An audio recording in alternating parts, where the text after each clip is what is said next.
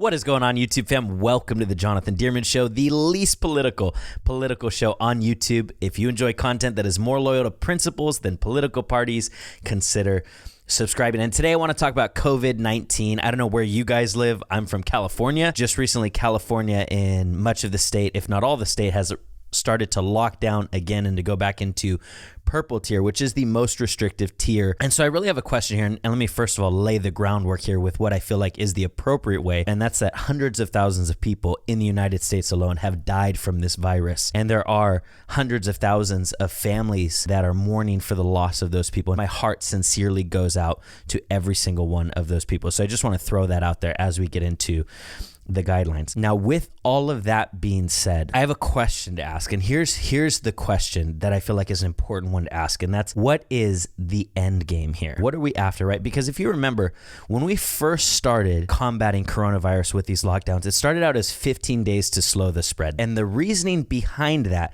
it wasn't 15 days to stop the spread, because you can't stop the spread. It was 15 days to slow the spread. Of course, we don't want it to spread through the country, but we're boxed in by reality. We're boxed in by reality that viruses spread, especially highly contagious ones like this one. But the whole point of that was to slow the spread so that our hospitals weren't overwhelmed, that they don't have to turn people away because they don't have any space for them. That was the point of 15 days to slow the spread. COVID started out with one person and spread from there. I remember when COVID-19 first started coming to the U.S. when there was 7 confirmed cases. Now there's 12 confirmed cases. I mean, small numbers. And from those small numbers, it spread to the millions of people across the world. But here we are having locked down and somewhat opened back up, and now we're locking down again. The numbers will start to drop again, but as soon as we start to reopen again, they're going to start to pick back up again, because unless you can get it down to where there's 0 people that have it, which is just simply not reality, then as soon as you open back up again, it's just going to start to spread again, and then we're going to lock down again.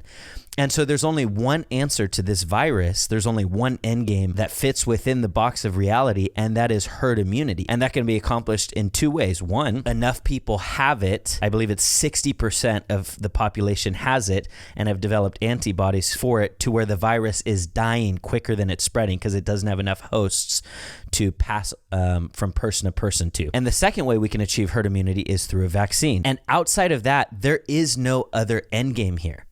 There's just none. I so wish there was, but there's not. There is no other end game here than herd immunity, either through enough people had it or a vaccine is given out to prevent it from spreading quickly. That is the only option here. We cannot lock down for several months, get it down to where it's very few people that have it again, and then reopen, and then it just starts spreading again. And we can't lock down until the end of time either, because there are a ton of consequences that come with that. I know of so many businesses local in my area that have closed down, and they've announced that they're never coming back. Those are families who have spent their whole lives building something in some of those cases, and they lost everything. And the suicide rate is up. The depression rate is up. People can't pay their rent. People can't pay their mortgage. They're losing their homes. I mean, there are major consequences to these decisions. So we can't say lockdown forever. That cannot be an option, obviously, because otherwise we'll just continue to lock down. We'll get to a much smaller group of people that have it, and then we'll reopen because we need to reopen. It's just reality there too.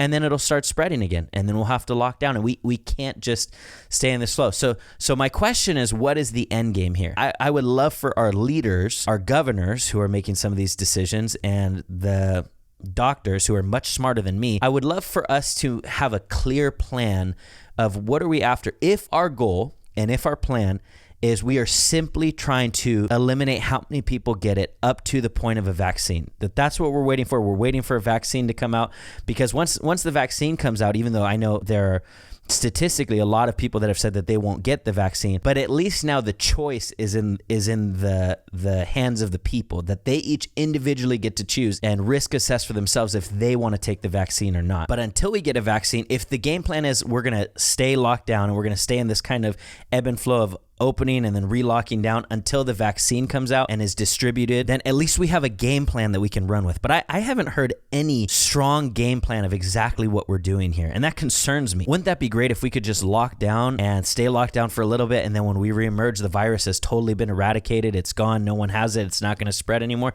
That would be great, but just unfortunately, that's not reality. And I think we need to factor in reality to the decisions that we're making here, and I'm all for protecting the vulnerable. The vulnerable must be protected. With that being said, we just need a plan here, because otherwise it's just this constant flow of closing down, opening back up. We're going to be doing that for years, and that just cannot happen. It's not sustainable. So the bottom line of what I'm saying is this: we need to each make sure we do our part to protect the vulnerable people around us. And in addition to that, we also need to determine what is the long-term plan. Instead of just constantly this back and forth, let's determine a clear game plan so we can inform the American people that we're just holding out for X. Maybe it's the vaccine or whatever it is, that we're just holding out for this amount of time, but not indefinitely. We're just going to keep with this ebb and flow back and forth until something happens. We need to get more clear than that, and we need to have more direction than that. And so with that being said, guys, that's just my opinion. I would love to hear, what are your guys' thoughts about this? Do you guys think that the way we've been going is the right way to do it? Do you think that we've been missing it? Do you think that we do need a long-term strategy and plan, or do you feel like just reacting more to when it spikes and goes down, that we just adapt to that is the right way to go? I would love to hear your guys' thoughts on that. With all that being said, if you like this video, or if you like what I'm trying to do with this channel, make sure, guys, give this video a thumbs up. We super appreciate it. Of course, if you're not subscribed, join the family, guys, and hit the subscribe button, hit the notification bell. And other than that, I'll see you all at the next Jonathan Dearman Show. Peace out.